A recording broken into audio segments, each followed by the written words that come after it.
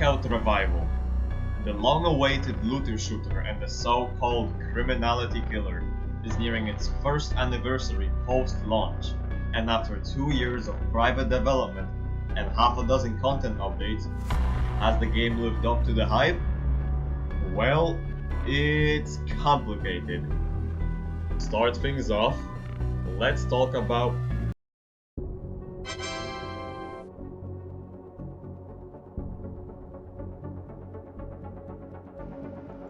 everything.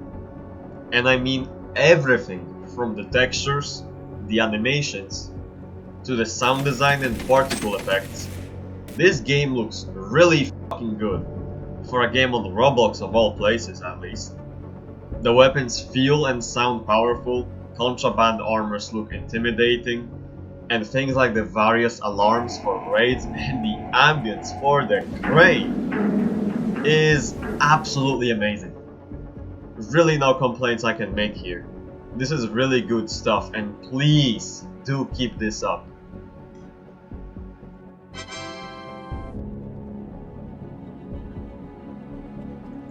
From the movement feeling very smooth, to the party system being a nice feature, if a bit ridiculous, thanks to mass teaming, which I'll mention in the bad, the game has a lot of features that make playing it less tedious. As an example, the stash system lets you store things like weapons, armor, keycards, etc. for easy on-the-go access. And while most people use it to stack outrageous amounts of contraband, including myself, which makes using and obtaining contraband armor a bit pointless right now, it is still a good feature nonetheless, and definitely makes the game a whole lot more fun in a lot of cases. However, if I were to suggest anything here, it would be to further limit the amount of contraband and keycards a player can store, so people actually feel the loss of spamming contraband and losing it, and also promoting a whole lot less of that farm bot playstyle that so many high levels get into on low population servers, me included, as you wouldn't be able to store nearly as much gear at once as you can right now.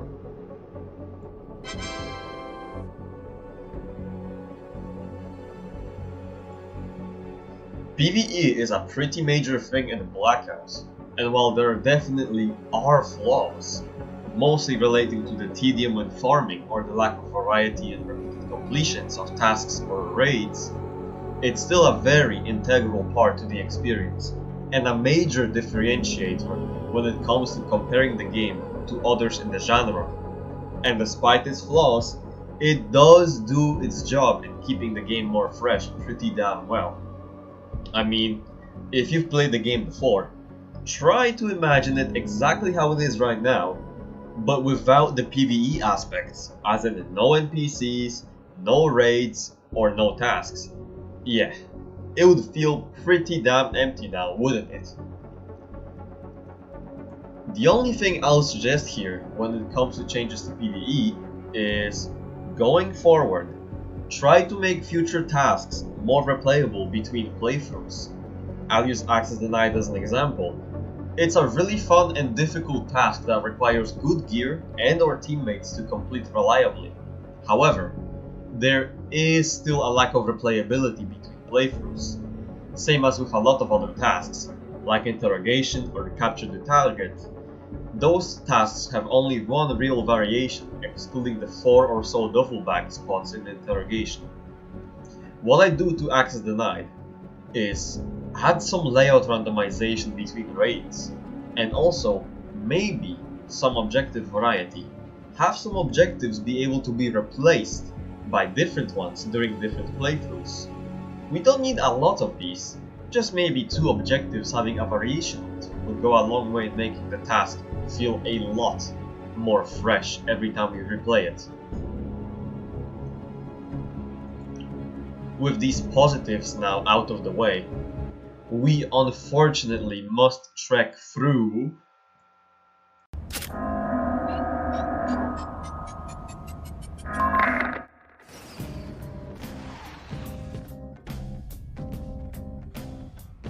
one of, if not the biggest issues with the game currently, despite only a small amount of players partaking in this disgraceful way of playing. Mass teaming is a full-on and utter net negative as a whole for the game. No one likes to have their raids countered or their server completely controlled by a huge team over the party limit. And it's most definitely not fun to mass team either way, at least from my experience. This issue should, in my opinion, be a top priority when it comes to issues to be solved in the game. And how exactly should it be solved? Well, by just enforcing a mass teaming policy. If you're over the party limit or your team takes up more than 50% of the server population while there's more than 2 of you in the party, you'll get a strike. 3 strikes and you get a temporary ban from the game to reflect and not to do that again. The repeat offenses, however, should be treated the same. Mass teaming is a problem but should never warrant a permanent ban from the game, nor a very long ban either. It should be punished fairly to ensure the game is actually fun for everyone and not just you, simply because you have a huge ass team and no one can do anything to you, nor counter your raids. I've heard of different ways of fixing mass teaming proposed by different people. However, we need to be honest with ourselves here and be real for a second. Mass teaming is something that only a minority of the community benefits from, while the rest of the player base has to suffer through it. So please, just fix it before it's too late to do so. It's a cancer that takes away a lot of the fun out of the game for most of the players, and especially the solo players. Remember, you guys have a party limit in place. It should be there for a reason.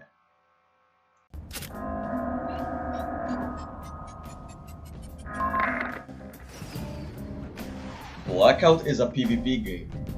This, however, does not mean that people should be encouraged to actively be dicks to one another.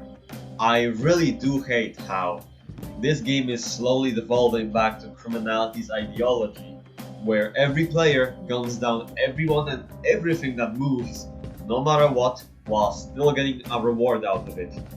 There is no real way, of course, to prevent this from happening entirely. However, steps should be taken to address this. I'll talk more in detail about how I'd go about making this a lesser issue after we've gone through the bad, but in short, I would discourage random mass killing and encourage more thoughtful killing through, well, the reward system, both from the actual killing and looting, XP and weapons.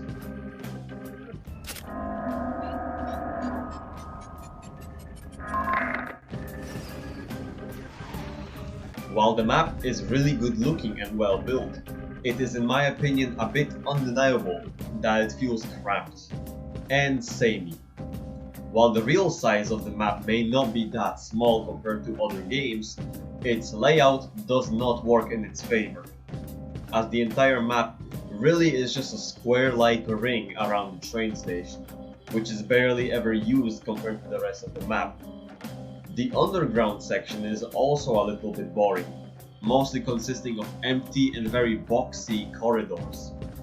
To help improve this, I'd expand the map sideways, like in this image. The surface map would go from a square ring around a hall to basically the same thing, but with more POIs outside of the ring itself, too. These newly expanded spots could be used for extra important POIs, similar in importance to Bunker, one of which I have an idea for. It would also allow for some more breathing space for new and more casual players to run around in, loot, and overall have more peace from the constant madness of the district. The major POI in this newly expanded corner that I will explain in detail is for a later part of the video while discussing in-game blackouts, but in short, it's going to be a power plant. Outside of that, I've got a bunch of ideas for new buildings that could be added in already existing spots of the map to make the map both easier to memorize and make callouts for, while also diversifying the gameplay interactions and fights between players with breaking up the proverbial low-rise apartment ring around train station. More on these will be shared after we have gone through the bad.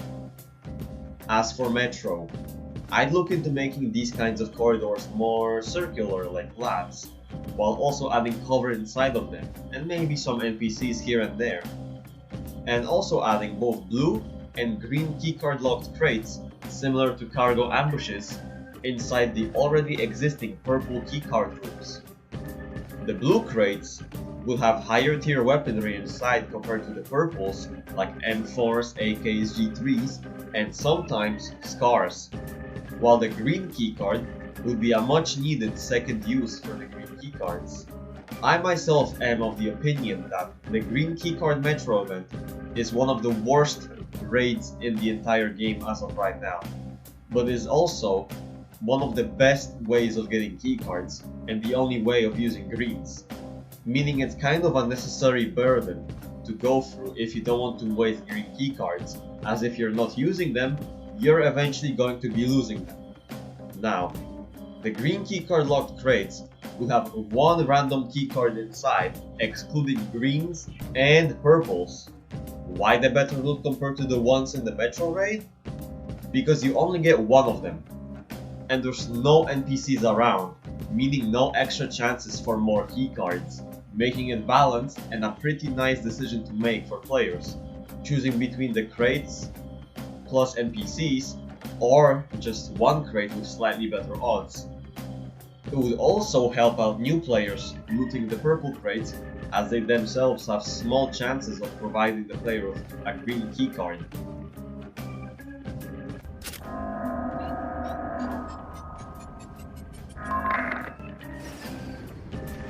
Both in life and account progression past a certain point becomes very stagnant, in it either being non-existent or extremely stretched out and time-gated.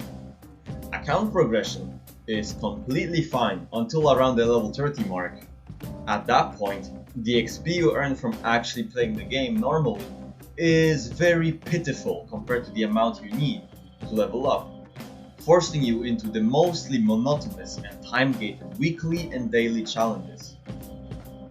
I do not mind that challenges are a good way of getting XP. What I do mind is that it becomes the only good way of earning XP past a certain point, and even then, the higher you go, the less effective the challenges are at rewarding you. So here's what I do. Change some XP sources from flat values to percentages instead. This way, you can still earn decent XP from playing the game, while having challenges to give you a much needed boost. No one is ever leveling up from hunting bounties when they need 1 million XP to level up. The percentages should be on the lower side, as to not go from slow level ups when you're a high level to levels you can earn in a matter of 2 hours. Bounties especially should give a decent percentage past a certain point. 10k bounties should feel impactful on your XP bar, no matter how high of a level you are. I'll get into more detailed numbers in the suggestion dedicated part of the video. However, now for the in-life progression, aka getting gear. It's very painful when you're a new player, and is literally non-existent when you're a high level, thanks to merchants being absolutely overpowered in every sense of the word, and looting being pretty damn unrewarding in most cases. It's pretty rare to not find a rifle or a different very high penetration weapon, no matter what merchant you go to. They usually have at least one AR and a bunch of weapons that people don't buy, like RPGs, AWMs, or grenade launchers. While if you're a low level, losing an AK feels like a huge blow, way too big than it should be. Losing a full kit as a high level feels like a drop of water hitting the sea, basically meaningless. Merchants should not have so many high tier weapons and so much armor. It makes PvP really unsatisfying, as no matter how many times you kill someone, they will be back within minutes with the exact same gear to get you. Now, if we were just going to nerf merchants, that wouldn't be great. We'd have to buff looting quite a bit so it compensates for the loss of easy access to high tier stuff, while also evening out the playing field between high and low levels, leaving skill as the more important thing than level. Last but not least,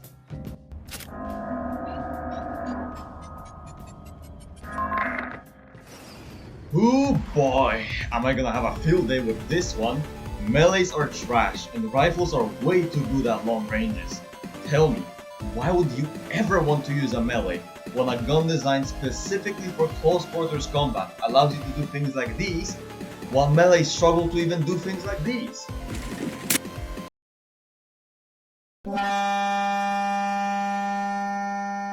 Okay, dude, no, that's bullshit. Okay.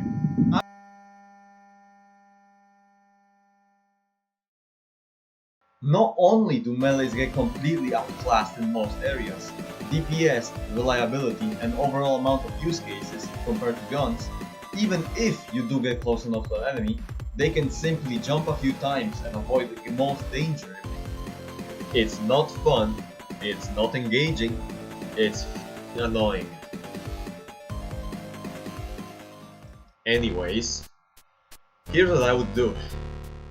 Make melees the absolute best weapon class when it comes to close quarters combat. After all, that's the only thing they can do. You can't just shoot out a projectile with your bat, nor can you do things like these. So why wouldn't they absolutely shred you if you let them get close? Here's the exact balancing philosophy I'd use for melees when it comes to comparing them to guns. Let's say that the G17 is a tier 1 gun, and things like the tactical knife or the trench knife and the tomahawk are tier 1 melees. So tier 1 guns and tier 1 melees should be equal close range, right? Wrong. Tier 1 melees should be better than tier 1 guns in close range when it comes to raw DPS, by a good margin too, that is. The tomahawk compared to the tactical knife could be like the M19 is to the G17 currently, slightly better, but overall the same thing. I hope you get the gist of that. Basically, weapons of the same tier, aka similar in pricing differences between its in-class peers, would always be better close range on the melee side compared to the guns. Why would I ever use a melee like the tomahawk or tactical/trench knife when in a similar price range and rarity I can find the Glock, which completely outclasses the low tier melees as a low tier gun in every situation? Especially since guns have range and melees do not. It just doesn't make sense and is precisely the reason why almost no one uses melees, as guns are just better. Unless you like playing Blackout like a hide and seek game with a pinch of hitboxes that miss or hit the completely wrong part of the body, one which you didn't even hit. And even then, shotguns are better at providing you that kind of experience either way. Another part of the balancing philosophy should be melee type. Is it a sharp or maybe a blunt one? Blunt melees should specialize more in taking unarmored players out and comboing armored ones, while sharp ones should be ones focused on more active combat. High DPS both to armor and armorless, but coming at the downside that most of them don't have any stuns whatsoever. Because of that, they should also be the ones that disable jumping when hitting a player. To add more incentive to use blunt melees after the DPS changes like that, armor should no longer provide stun reduction against melee weapons, and also, fall damage should ramp up from falls higher than 20 stuns if caused by melees, so that players can't just get themselves knocked off of a roof and not even be downed, leaving the melee player with the option to either just run away and forget about killing the player, or praying he has no ammo or has bad aim, so that when he gets up as you get down from the roof, you have another chance of finishing him off. Alongside that, let melee users properly aim up their melees in case someone does actually time their jumps well. But you can already do that. That's correct. What is also correct though is that aiming up with melees is pretty, well, bad. in most cases, as all it really does is literally just aim your weapon up, which in turn usually does not help you at all with hitting a player that has already jumped. How do we fix that, you may ask though? Well, I'll pop up a rough example I've made in studio. Basically, if you aim up or down, your melee would aim there properly while also extending your character's arms forward to give the weapon more range. Nothing is stopping a player from just jumping and running the other way. This would give the melee users more agency over how and where their melee hits. It would also help on roof fights as well. And if all of that wouldn't be enough, I would also make so swings don't cost stamina by default. Instead, if a special swing is on cooldown, you can swing it again at cost of stamina. The cooldowns themselves would have to be longer after a change like that, but the stamina cost would stay the same as currently. Oh, and please, I beg of you, please increase the damage fall off overall everywhere. I shouldn't feel like tissue paper while wearing armor from distances to guns that aren't even designed for distances like those. There's a reason why snipers are so underutilized compared to the other guns. That was a mouthful and a half. Please keep in mind that I brought up all of that not from a place of hate, but because I want the game to be better, and I can see that it could be better. There's just so much potential. No, like, seriously. Most gamers look down upon Roblox as a platform for serious gaming and fun, but Blackout is one of the only games I've ever played on here that I feel could move past that and genuinely attract an audience that doesn't play Roblox. Which is why we are now moving on to my suggestions. No more criticism here, at least not too much of it. There will be some negativity here and there, but no more ranting. This is a section of the video which is focused on suggesting changes which I think are both cool, unique, and most importantly, will make the game more fun overall, in my opinion.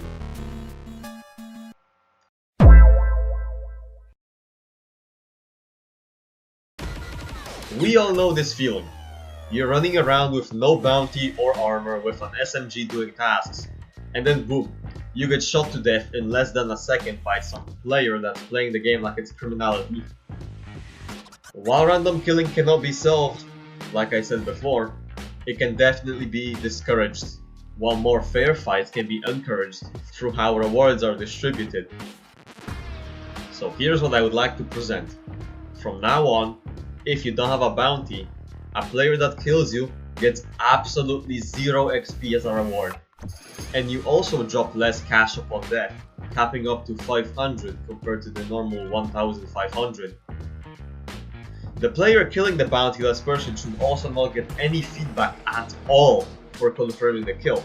No pop-up, no satisfying sound, not getting rewarded should feel empty, as to discourage repeating it, as it's really just a waste of ammo and nothing else at that point. This might seem stupid, because some people just spawn in and punch people. But let me cook for a second. You cut me off right there. Bounty is now mostly earned from PvP, but not only from kills. Attacking someone will put a bounty of $50 on your head, meaning if you spawn in and punch someone and you get gunned down, they now get a reward again. Not as high as before because, well, you weren't really a challenge. But they still do get one, that's what's important. Now, $1 of bounty on your head will count as 1 point of XP earned when you get killed. For the player that kills you, of course. PvE would now only put bounty on you if it happens in a combat zone. Killing a vulture NPC that attacked you outside of one no longer will put a cash prize on your head, neither will looting a random save in an abandoned house. Past 5000 bounty, alongside the person getting 5000 XP when they kill you, they will also get 0.05% of the current XP requirement to level up per $100 of bounty above 5000, when turning in bounty cards, which would also mean that 10,000 bounty, which is the max right now, the player who kills you would get 5,000 XP and 2.5% of their current total XP required to level up. This way, lower bounties would still be only really worth for low players to hunt, while super high bounties would be desirable for everyone, and especially the high levels. The numbers can be subject to change, of course, depending on how progression feel after a change like this, but I do think that it overall would make bounties and PvP less, annoying and boring. And while this alone would not fix progression while at high levels, it would make it a lot more engaging and it would give back some control to the player when it comes to leveling up. Also, when it comes to PvP rewards, they should be increased by a lot if both you and the player you're fighting are in a combat zone. This would be a change to further incentivize actual fights instead of free mass killing on freshly spawned players and noobs. Even further, to incentivize the usage of contraband armor, especially with the overpowered monstrosity that the KS-23 has become. Players wearing those armors would get increased XP rewards even further, while also getting once again rewarded for killing non-bountied players and fearless ones. As well, they are supposed to be menaces. Might seem a bit counterintuitive, especially since I have just gone over how random killing should be discouraged, but please keep in mind that these armors take time to obtain, and they should feel like an active threat, and are very big targets to, well, kill already. Which is why I will also increase the rewards for killing them. Could tie in nicely with the lore as well, since Sting would probably hand out rewards to people who dispose of stolen contraband gear as powerful as the armors are. Now with the reward scaling with bounty and the location of the fight having an impact on the rewards, some combat zones would have to be expanded alongside new ones being added. Here are my two ideas for those now. The top floor of ruins would be to be a combat zone, alongside the roof, which is currently a combat zone. This is already a very contested building on the map, and it's also very much abused with the relog spawning mechanic, so this change would not only play into the bounty and reward changes, but also into making sure people stop abusing it to quickly spawn in at vantage points with an accelerator to make hunting operators and commanders also slightly less brainless. I would also make this area around the bridge a combat zone. The bridge is already a pretty dangerous place to go across, and decently active when it comes to PvP. I think it would make total sense to make it a combat zone, especially with the very dangerous position it's in. I mean, basically no escape routes, and also a perfect target for snipers, as there's virtually no cover excluding the bots in the middle.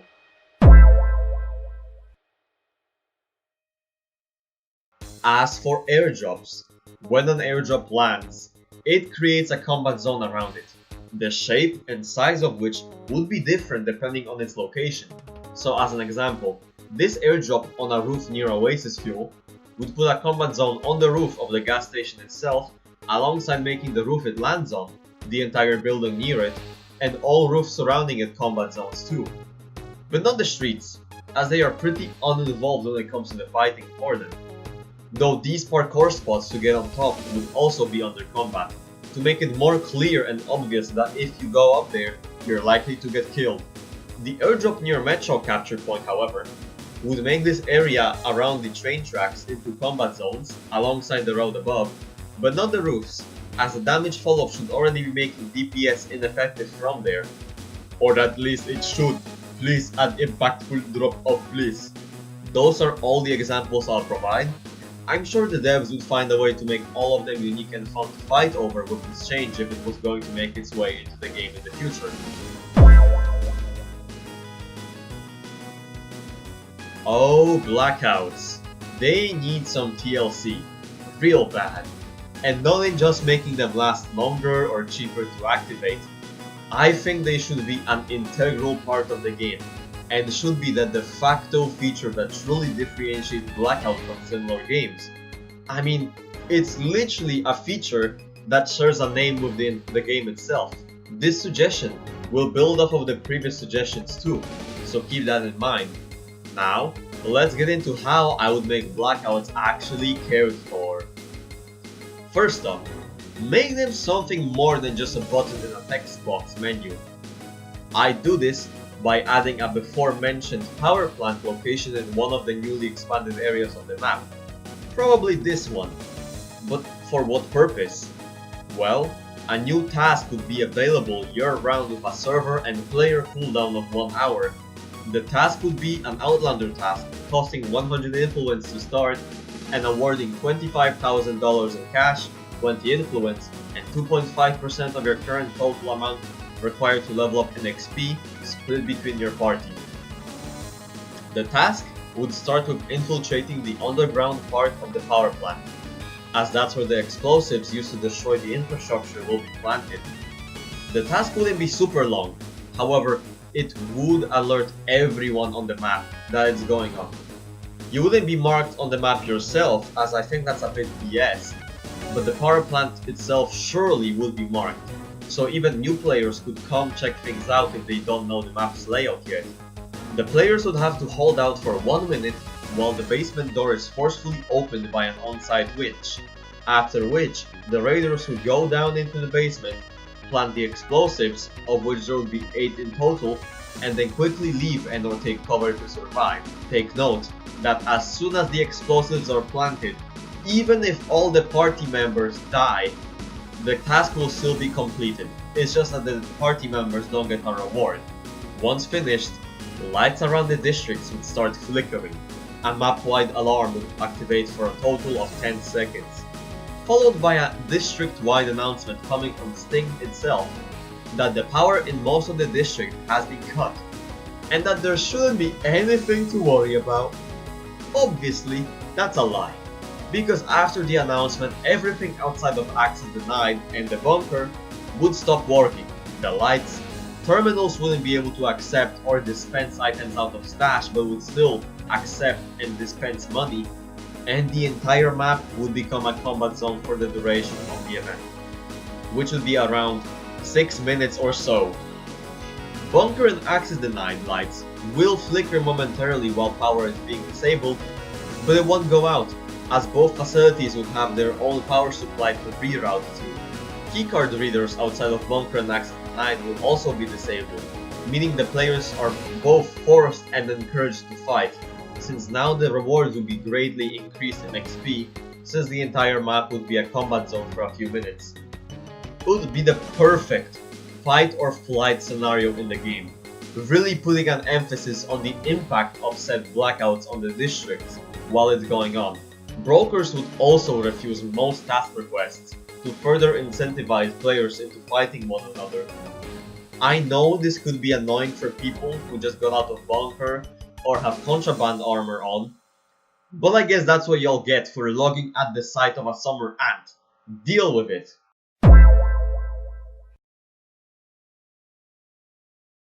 I remember back at launch, I thought Blackout would be all about players both doing tasks and fighting one another, while still usually respecting people doing tasks. And that's how it was to some extent, as merchants wouldn't restock themselves automatically, requiring the restocking task to have their supplies restocked. It was fairly common for a player to get spared by a group killing everyone if they were coming towards their merchant of choice with an orange duffel bag on, as that meant they might be delivering supplies to a merchant close to their main spot on the map that they were contesting. I don't know if that feature can be brought back. However, I do know that there is potential in bringing similar features in that don't necessarily affect a player's ability to get gear. Introducing destructible map segments. These would be marked spots on walls and ceilings around various buildings on the map. These spots, when impacted by enough explosives, or by an RPG rocket / Skyfall explosion, would be opened up to both entry and bullets, while leaving some rubble around to indicate that it's a destroyed part of the building. These spots, when destroyed, would not ever regenerate on their own, requiring a player to do a new repair duty task and manually fix the wall to complete their task. The fixing itself would be divided into 3 separate phases so that if the player fails to fully repair one of these segments in time, or dies while doing so, there would still be a smaller opening left. All of the player's progress wouldn't be lost either. Which would also be this not fully repaired spot would also be more fragile than a fully repaired one. Upon full repair of a segment, the player gets immediately rewarded with 2,500 cash and 150 XP. But I'm not done yet. This feature would come with 2 additional new mechanics in form of toggleable notifications and repair requests for the task.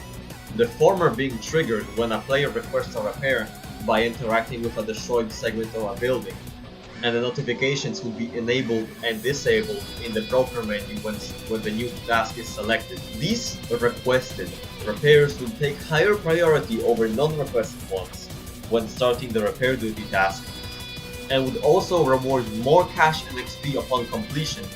More precisely, it would reward 5,000 cash and 250 XP. However, the bonus cash will be deducted from the requesting player's account. This, in some form, would basically be a job which you could partake in Blackout, while adding more interactions between players, both in a player being the one requesting a repair, and also the fact that not everyone would want you to repair a wall or floor segment after all, as they might be using it themselves in a fight for their advantage, which in turn would lead to players trying to repair a wall or floor being forced to fight for their lives before they can attempt to do so, bringing back the old feeling of being spared or attacked while restocking a merchant, which is also why, if this was in the game, I would make the repair duty players be easily distinguishable and also visible at night by making their task duffel bag white instead of other tasks orange bag.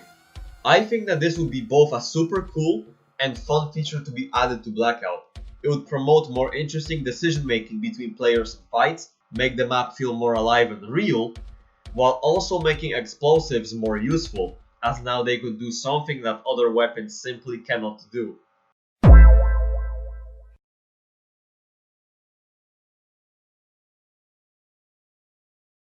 I'd like to preface this with a disclaimer. The suggestion that I am about to present is a very big one and long-term one.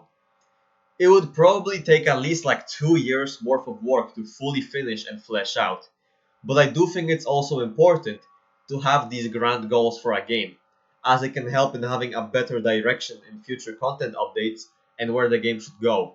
Anyways, without further yapping, here goes Districts.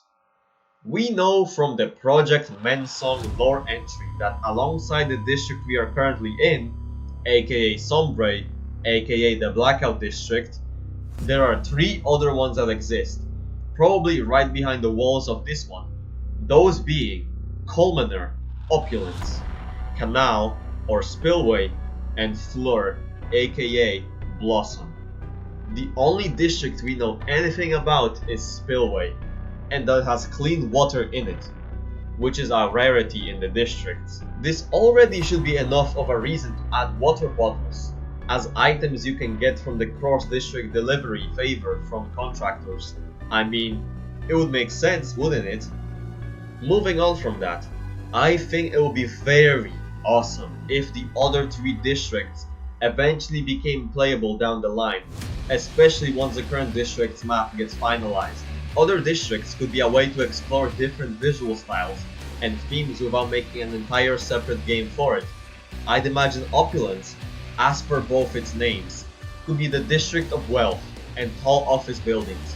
Spillway could be a town separated into 2 halves by a, well, dam, featuring multiple spillways. And Blossom could be a more countryside style district with fields, a river, and not a whole lot of industrial buildings around. Every district should have its own unique loot pool, as in food items, contraband, and utility. The imagination of the devs really is the limit here. And, well, I think that if these were to be added, they should also function like Depot and Luminance, basically as separate servers, because the game is already really laggy as it is, and adding 3 more big maps of their own to one server could be very laggy. And that's it. That was quite the Yap Fest, but I hope everyone watching up to this point got something out of it. To end this video, I will answer the question from the beginning. Has Blackout lived up to its hype? I don't think so. Not yet at least. But that's what early access is for in the end, to make the game good for the full release. That's it from me. I hope you guys enjoyed. If you watched up till the end of the video, comment the word ratio. Until we meet again.